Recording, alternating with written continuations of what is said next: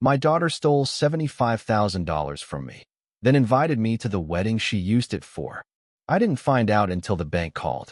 Said there was a personal loan in my name. 75 grand. I thought it was a mistake, some scam. Until I saw the paperwork.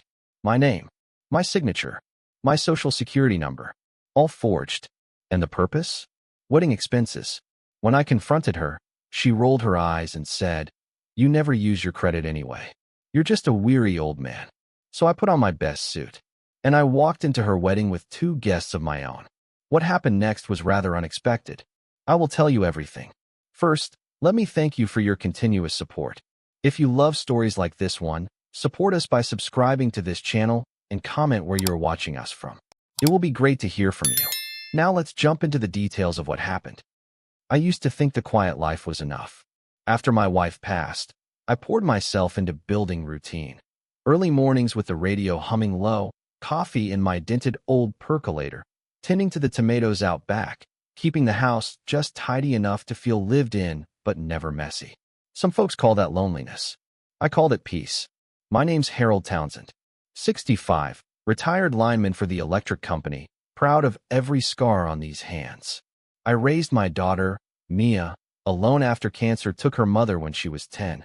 Back then, she was all wide eyes and tangled hair, always asking questions I didn't know how to answer. She used to sit on the porch steps with her knees pulled to her chest, asking me if Mom could still see her from heaven. I'd nod, every damn time, and tell her, always. And she's smiling. I don't know when things started to shift. Maybe college. Maybe the day I co-signed her first car and she never made a single payment. I didn't push, just quietly covered it. Told myself she was figuring life out. Then came the big city job, the sleek boyfriend, the new nose. Every time I'd see her, there was just less of the little girl who used to fall asleep on my chest while I hummed old Otis Redding songs. And more of this polished stranger who didn't call unless she needed something. Still, I loved her. I always will. That's what makes this so damn hard to tell. It started with a voicemail from the bank.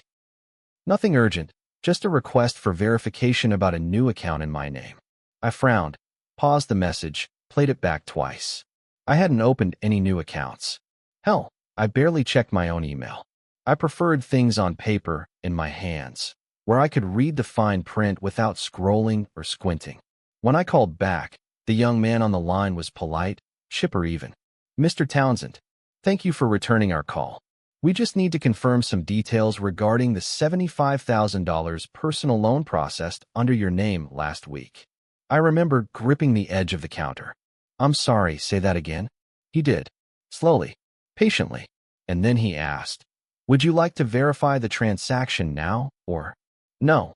I cut him off, heartbeat rising in my throat. I never took out a loan. There was a pause, long enough for me to hear him typing, long enough for the kettle on the stove to start its low, wheezing whistle. "Sir," he said, "I do see here that the application was submitted through our online portal, using your social security number, address, and birth date. The documents include a scanned ID matching your driver's license." My voice cracked before I could stop it. "Who signed it?" He hesitated. "I'm afraid I can't give out names, sir.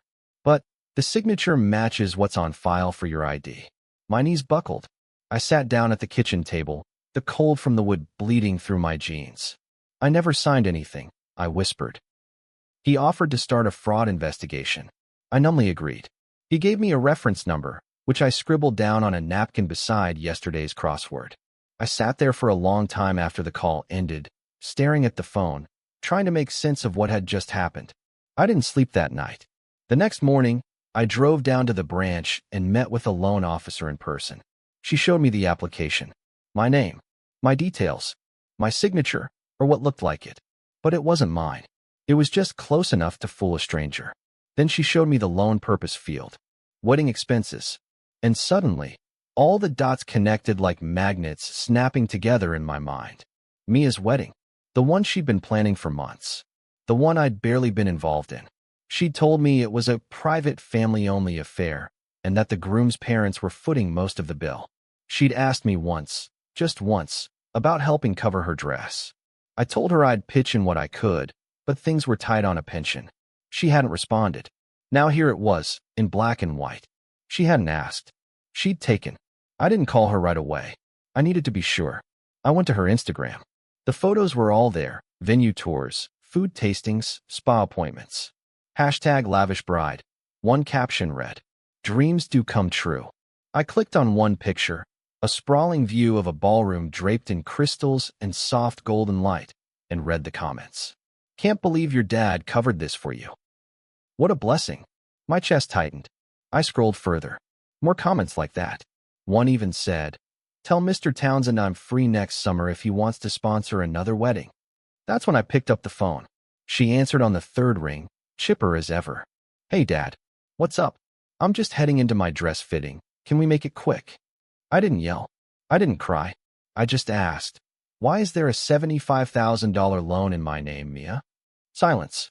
Just the hum of traffic in the background. "Mia," I said again, slower now. "Why is there a loan in my name?" There was a long pause, and then she sighed. The way you do when someone's being dramatic and you don't have the energy for it. "Oh my God, are you seriously upset about that?"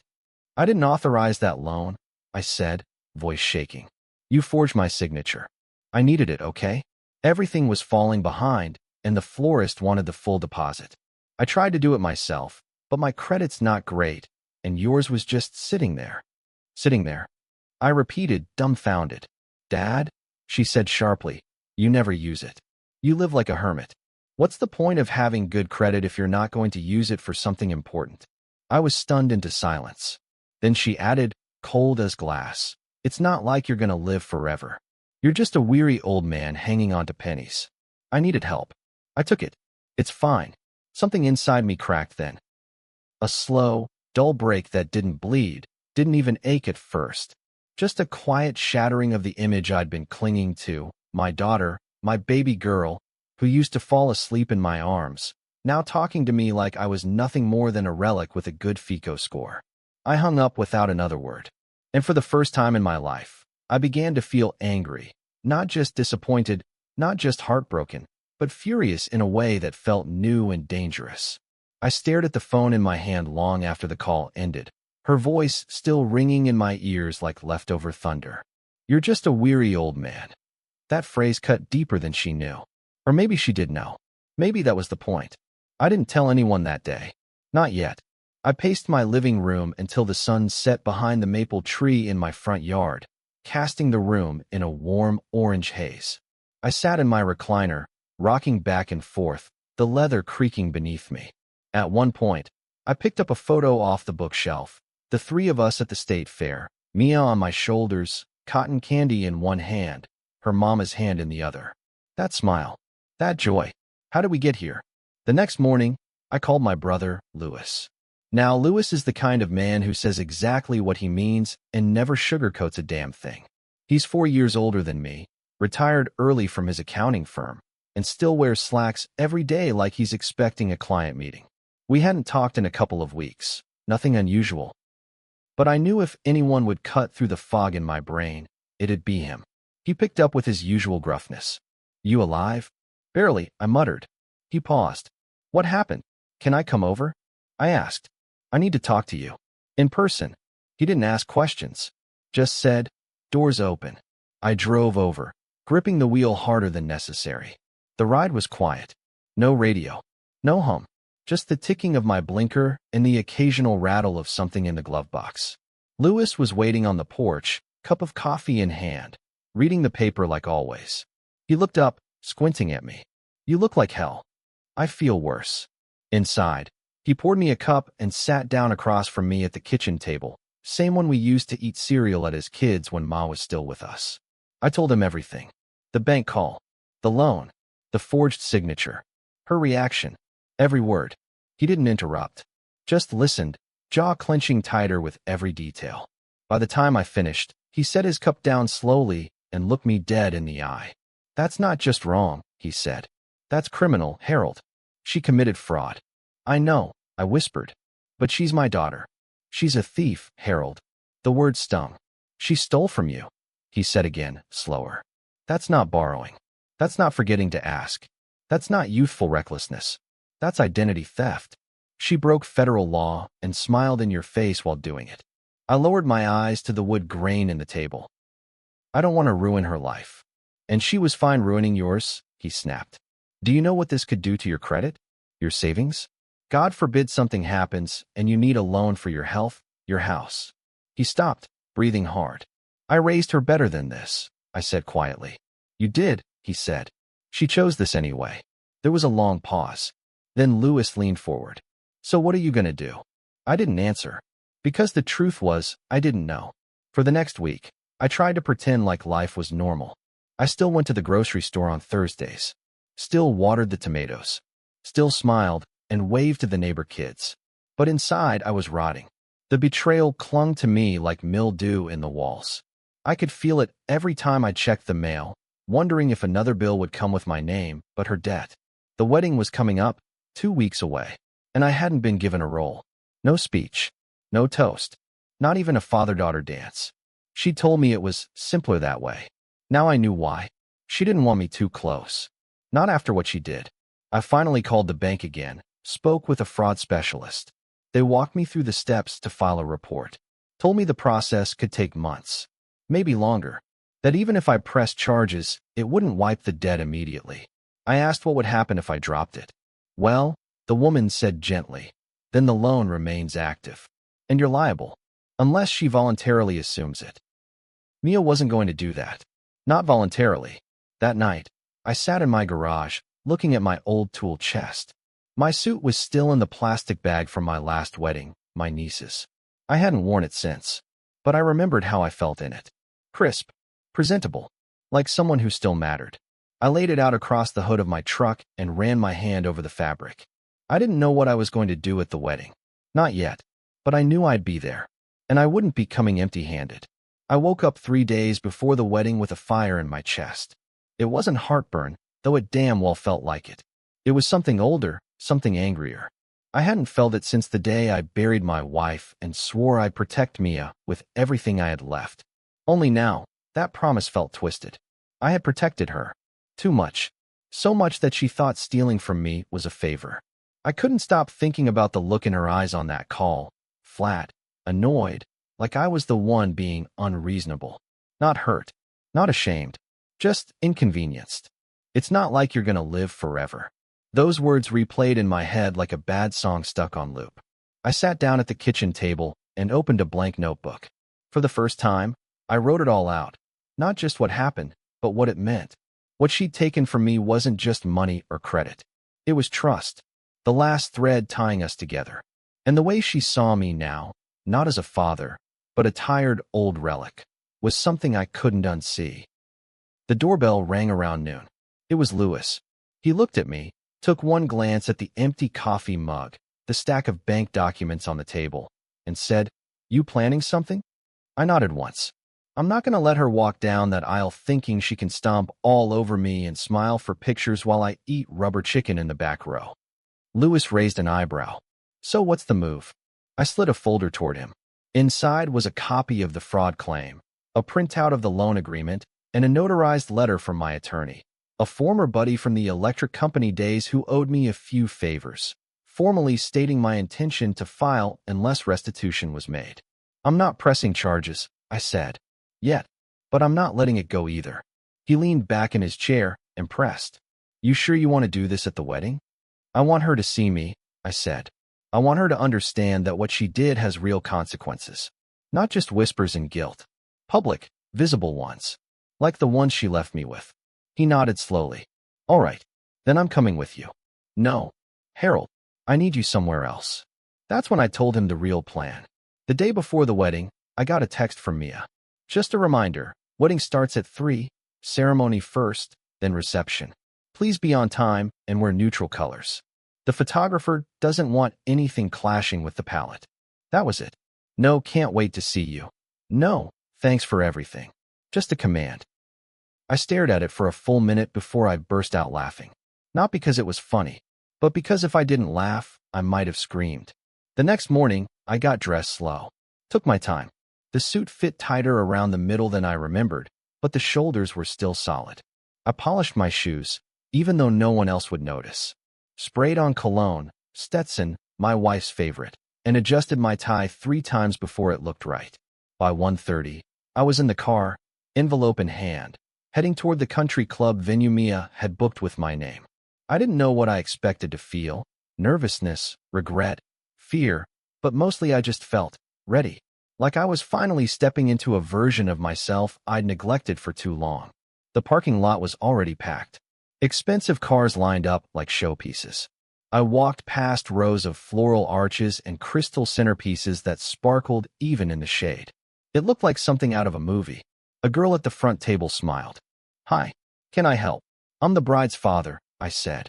"Harold Townsend." Her eyes widened. "Oh, of course. She said you might show." "Might," I muttered under my breath. She pointed toward the foyer. "They're just finishing photos in the garden. You can wait inside." I nodded and stepped into the building. The lobby was empty except for the wedding planner, a tall woman with a headset and the kind of posture that made you feel like you were late, even if you weren't. She blinked when she saw me. "Mr. Townsend, right?" "That's right." I handed her the envelope. She frowned. "What is this?" "Documentation," I said plainly. "My lawyer's information is inside." "It's not for you. It's for Mia. Make sure she gets it before she walks down the aisle." She hesitated. "Sir, I really don't think." I raised a hand. "I'm not here to cause a scene, but I will be seen." She swallowed hard, then nodded. "I'll make sure she gets it." I stepped aside and took a seat near the entrance, just out of the way, but close enough that everyone would see me. I watched them file in. Old friends of hers, co-workers, some I recognized from Christmases past, others I'd never seen before. They looked right through me, like I was a prop, background furniture, until the doors opened, and Mia saw me. She froze, mid-step, mid-breath, right there in the garden aisle with 24 people craning their necks to catch a glimpse of the bride. She saw me, and I swear to God, her smile cracked like porcelain under too much weight. Her eyes flicked to my suit, to the envelope now clutched in the planner's hand just off to the side, and then to the 2 men standing quietly behind me. Lewis and Richard Harlan, a loan officer from the bank, who'd agreed to come in case she tried to claim I'd made it up. She didn't move for a heartbeat. 2, 3. Then the music faltered. Someone must have noticed the tension, and a hush fell across the guests. Whispers broke like water dripping from a leaking faucet. "Is that her father? What's going on? Did he bring someone with him?" I stood up slowly. Not to interrupt. Not yet. Just to be seen. Mia took another step, slower now, smile gone. Her makeup was pristine, her dress probably worth more than my truck, and yet, standing there in front of all her guests, all her secrets, she looked like a cornered animal. Beautiful, poised, but rattled beneath the surface. I didn't move toward her. I didn't raise my voice. I didn't need to. She turned sharply and whispered something to the wedding planner, who was now visibly sweating. The woman glanced at the envelope in her hand, unsure of what to do. The groom, poor bastard, stood at the altar blinking like someone just yanked the blinds open. He looked at me, then at her, then back again. "Is everything okay?" he asked softly. Mia shook her head. Not a no, not a yes, just a slow, panicked shake like the ground had started crumbling beneath her feet. I stepped forward, not toward the aisle, but just enough so that my voice could carry without shouting. "Before anyone says I do," I said calmly, "I want to clarify a few things." The guests went silent, utterly still. You could hear the wind move through the trees. This wedding, this venue, those flowers, that 5-tier cake, all of it, I said, gesturing slowly, was paid for with money that didn't belong to her. It was taken from me, without my consent, without my knowledge. $75,000. In my name. A collective gasp rippled through the crowd. The groom's father stood up, mouth opening like he might object. I turned slightly toward him and added, "Forgery, fraud, identity theft. I have documentation from the bank, from my attorney, from a notary, and unless that money is returned, the charges will be filed." Mia took a step forward, voice trembling. "Dad, what are you doing?" "What you should have done," I said. "Telling the truth." She looked around like she was drowning. "You're humiliating me." "No," I said firmly. "You humiliated me the moment you decided I was just a stepping stone to your fantasy. The moment you told your friends I gifted it to you. The moment you smiled at me on the phone and said, "You're just a weary old man." More gasps. Some people turned to look at each other, shocked. The groom's face had gone pale. "I raised you," I continued, "on my back. I held your mother's hand as she died and swore I'd give you everything I had. And I did. But I never thought you'd steal from me. And worse, justify it." Her voice cracked. "I didn't think you'd actually care. You never use your money. You never do anything. And now," I said quietly, "you've shown me why." She stood there, trembling, bouquet forgotten in her hand, mascara beginning to smear under the pressure of 1,000 eyes. The groom stepped forward. "Is this true?" She didn't answer. He turned to me. "Is everything you just said, is it all true?" I nodded once. "I need a minute," he muttered, and walked off toward the side garden. His parents followed quickly, whispering furiously. Mia stood alone now. The aisle empty. The archway abandoned. Louis stepped beside me, just close enough for her to see. "I came here to give you a chance to take responsibility," I said. "To face what you did. You still can. But I'm done pretending this family bond means something if you're willing to break it the second it inconveniences you." Tears welled in her eyes, but I didn't soften. "You can cry in front of them," I said. "But you never cried when you took from me." I turned then. Slowly. Dignity intact. Suit clean. Shoulders square. And I walked out. I didn't look back. Not once. The air outside felt different. Cooler, sharper. Like the truth had finally sucked all the heat out of the place. I stepped down the front steps of the venue. Each click of my shoes against the stone walkway a reminder that I had walked in with nothing but the truth and left with my dignity. Louis caught up to me near the parking lot. "She didn't chase after you," he said quietly. "She wouldn't dare," I replied. But the words didn't feel as triumphant as I thought they would. I wanted to feel vindicated, whole, justified. And I did. But under all that was something else. Something heavy. Grief, maybe. Not for what happened, but for what would never happen again. The wedding was unraveling behind us. You could feel it. Guests filing out early, murmuring like bees disturbed from their hive. The band had stopped playing. The photographer stood off to the side, holding a camera he no longer knew what to point at. Someone shouted inside. Could have been the groom, maybe his mother. The chaos I left behind felt like a storm I didn't start, but had no choice but to walk through. By the time I reached my truck, my phone was already buzzing. First, a text from Mia. "What the hell was that? How could you? You ruined everything." Then, 30 seconds later, "This was the most important day of my life, and you turned it into a circus." And finally, "I hope you're happy. I'll never forgive you." I stared at the screen, thumb hovering over the keyboard, then pressed the lock button and slid it back into my pocket. I wasn't going to argue.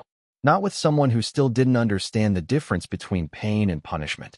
Later that evening, I sat on my porch as the sun dipped behind the hills, casting a faint orange glow across the yard. My suit jacket hung off the back of the rocking chair. I had poured a glass of bourbon, first one in years, and nursed it like it might give me answers the day hadn't. Louis stayed for dinner. We ate in silence. Meatloaf. Green beans. He didn't say much, didn't need to. His presence was enough. He had always been that kind of man. A wall to lean on, not a flag to wave. Around 9 p.m., my phone buzzed again. This time, it wasn't Mia. It was a friend of hers, an old high school pal I hadn't heard from in over a decade. "Hey, Mr. T. I don't know if you remember me. It's Jenna. Just wanted to say, good for you. We always knew Mia could be a little much, but what she did, that wasn't okay. I'm glad someone finally called her out." A strange feeling settled in my chest. Not relief. Not victory. Something lonelier. Like watching your house burn down, knowing you hated the paint color, but you still built the damn thing with your bare hands. The following morning, the internet woke up. Apparently, someone at the wedding had filmed part of my speech on their phone. Just the part where I said, "She humiliated me the moment she decided I was no longer a person, just a wallet she could steal from." It was on TikTok. Then Reddit. Then Twitter. People started commenting, debating, arguing. Bride gets exposed by father mid-ceremony. Fraud? Father of the bride delivers the most savage wedding takedown ever. Protect old people from their own children. Thousands of likes. Shares. Stitch reactions. A few people even tracked down my public Facebook and started sending friend requests. I ignored them. Mia, on the other hand, went quiet. Her Instagram, once filled with countdowns and filtered venue shots, had gone dark. No new posts. Comments turned off. Her latest story simply said, "Please respect our privacy." It was the first honest thing she'd posted in weeks. On Monday, her groom called me. I didn't recognize the number, but I picked up anyway. "Mr. Townsend?" His voice was subdued. "Careful." "Yes." "This is Jordan. Mia's ex-fiancé, I guess." I waited. "I just wanted to say thank you." That surprised me. "I didn't know," he said. "She told me you were paying for it as a gift. That you were distant, but supportive." "She lied," I said simply. "I figured that out," he said. "After you left, her story kept changing. First, she said it was a misunderstanding. Then she said you gave her permission but forgot. Then it was about how she deserved it." He paused. "I realized if she could do that to her own father, she could do it to anyone." I nodded silently. "I'm sorry," he said. "For what it's worth, I think you saved me from a lifetime of manipulation." He hung up before I could say much in return. By the end of the week, I received an email from her lawyer. Mia had voluntarily agreed to transfer the loan to her name through a refinancing process, contingent upon my dropping the fraud claim. It was a clean way out. No court, no charges, just restitution. I agreed, because I never wanted revenge. I wanted peace. 3 weeks passed before I heard from Mia again. Not a call, not even a voicemail, just a card. One of those generic sorry for everything types you'd find in the awkward aisle at Walgreens. Past the birthday glitter, but not quite at the sympathy section. It had a picture of a sunset and the words "Time heals all wounds" embossed in gold. Inside, all she wrote was, "You didn't have to do it like that. But I get it. I'm paying it off. I guess that's what matters now." No apology. No ownership. Just passive resentment dressed up like closure. I sat on the porch holding that card for a long time, thumb brushing the edge of the envelope. I thought back to when she used to leave me notes in my lunchbox. "Good luck, Daddy," written in purple crayon. And now this, impersonal, detached, with the ink barely even pressing into the paper. Louis stopped by that evening. He found me staring at it. "She reach out?" he asked. I handed it to him. He read it, snorted, and shook his head. What a hallmark way of saying, "Screw you, but thanks for the bailout." I chuckled, bitterly. "Yeah, she didn't learn," he said. "She's paying the loan," I offered. "That's not the same thing." I knew he was right, but I wasn't expecting redemption anymore. I wasn't even expecting respect. I just wanted distance, and for once, I had it. Word spread through the family, slowly but surely. My cousin Janet called from Wisconsin. "I heard there was some drama at the wedding," she said, tiptoeing like she was trying not to step on broken glass. I told her the truth. Briefly, plainly. She gasped. "She stole from you?" I nodded. "And you still went?" "I had to," I said. "To be seen. To show her that I'm not just some invisible, aging ghost with a checkbook." Janet was quiet for a long time. Then she said, "I think you did what a lot of parents are too afraid to do." That stuck with me, because I had been afraid. For years, I'd kept quiet. Forgave the small things, missed birthdays, ignored calls, the way she only ever visited when she needed help printing her tax returns. I thought I was being noble. Turns out, I was just being neglected in slow motion. A few weeks later, I ran into one of Mia's old high school friends, Devin, at the hardware store. He recognized me right away. "Mr. Townsend?" I nodded. "That's me." He smiled. "You're kind of famous now, you know." I grunted. "Not the kind of fame I ever wanted." He laughed. "Maybe not. But a lot of people saw what happened. Some folks think you were cruel. But most think you're a damn hero." "Hero?" I scoffed. He nodded. "You said what needed to be said. And you didn't yell. You didn't make a scene. You just stood there, like a wall she couldn't bulldoze." I wasn't used to praise. It made me shift uncomfortably. Before he left, Devin added, "For what it's worth, she always thought she was smarter than everyone else. But you showed her otherwise." A month after the wedding that never was, the venue released a statement. Something about respecting the privacy of our clients while upholding our commitment to ethical standards. Rumor had it Mia had tried to sue them for allowing me to attend and disrupt the ceremony. The case didn't go anywhere. The groom, Jordan, he moved to Seattle. Started fresh. I saw a photo of him online, smiling beside a coworker, arm around a Labrador. He looked freer than he ever did standing next to Mia in those engagement photos. As for her, well, from what I gathered through whispers and tagged photos, she moved back in with her mother's sister for a while. Sold a few things. Quietly started making payments on the loan. One by one, her bridesmaids stopped posting with her. The friend circle fractured. The dream life splintered. Actions have consequences. Even the ones that come dressed in lace and roses. One night, I got a letter in the mail. Handwritten. No return address. But I recognized the penmanship immediately. It was from Jordan. Dear Mr. Townsend, I don't know if I'll ever get the chance to thank you properly, so I'm writing this now. What you did, it changed everything. At first, I was angry, confused. But the more I thought about it, the more I realized you gave me a gift. You saved me from marrying someone I didn't truly know. Someone who thought loyalty was a tool, not a promise. I hope you're doing okay. I hope you know that standing up there, telling the truth, was probably the bravest thing I've ever seen a father do. Not for applause, not for revenge, just for your own self-respect. I admire that more than you'll ever know. With respect, Jordan Fields. I folded the letter slowly, carefully, as if handling something sacred. Because for the first time in months, maybe even years, I felt something unexpected. Peace. The loan payments started arriving mid-month, like clockwork. Her name was on the account now. Legally. Officially. I checked, not because I didn't trust the paperwork, but because part of me didn't trust her. That part was smaller now. Quieter. But still there, like a scar that sometimes ached in the cold. I didn't gloat. Didn't call her. Didn't even send back the card she mailed. I'd said my piece already, in front of God and 200 guests. There was nothing left to explain. The tomatoes in the backyard were coming in heavy that fall. I spent most mornings outside, trimming the vines, muttering to myself about how the squirrels were getting bold this year. It felt good to have something predictable, something simple. I'd go inside afterward, rinse my hands in the kitchen sink, pour a fresh cup of coffee, and sit by the window with the morning paper. Just like before. But it wasn't just like before. I was different now. Not louder. Not meaner. Just sharper around the edges. I'd learned something most fathers learn too late. Love without boundaries isn't noble. It's dangerous. It teaches people that you'll always catch them, even when they push you off a cliff. Not anymore. Every now and then, I'd get updates through the grapevine. Mia had picked up part-time work.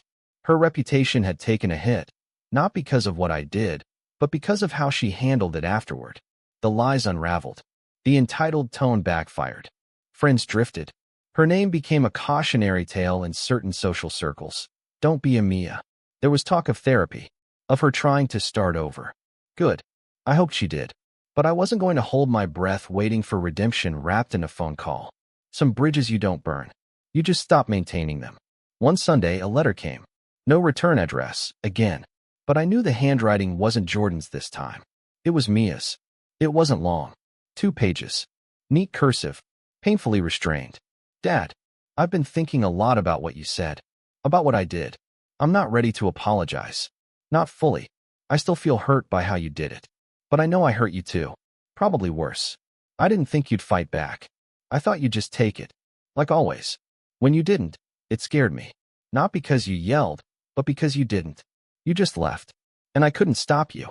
That shook me more than anything. I'm still figuring myself out. Still untangling a lot of stuff. But I want you to know that I'm paying the loan. Every month. On time. Not because I have to. Because I should. Maybe that's a start. Mia, I read it twice. Then a third time. I didn't cry. I didn't crumble. I just folded it carefully and tucked it into the back of my notebook. The same one where I'd first written down what she did. I didn't reply. She didn't ask me to. And that silence between us. For the first time, it didn't feel like a wall. It felt like space. Like a boundary. Like something earned. That winter, Lewis and I took a trip up to the old hunting cabin our dad used to bring us to as kids. We didn't do much. Chopped some firewood, drank black coffee, told the same stories we've been telling since the 80s. But it felt good. Whole. You regret any of it? He asked one night, poking at the fire. I didn't even hesitate. No. Not a second. He nodded. then leaned back in his chair. She'll come around. Or she won't. But you? You finally stood up for yourself. I looked into the flames. I didn't do it to win. I did it so I could look in the mirror again. And I could. I really could. Maybe one day, Mia and I will sit on this porch again. Maybe not. But if we do, it'll be on my terms. No loans. No lies. Just truth. And if not, well, I raised a daughter. Then I raised myself. And the second one was a hell of a lot harder. Sometimes standing up for yourself means being called cruel. It means losing people you love. But protecting your peace is not selfish, it's survival. Have you ever had to draw a line with someone close to you? Share your story in the comments. Let's talk about what it really means to say, enough.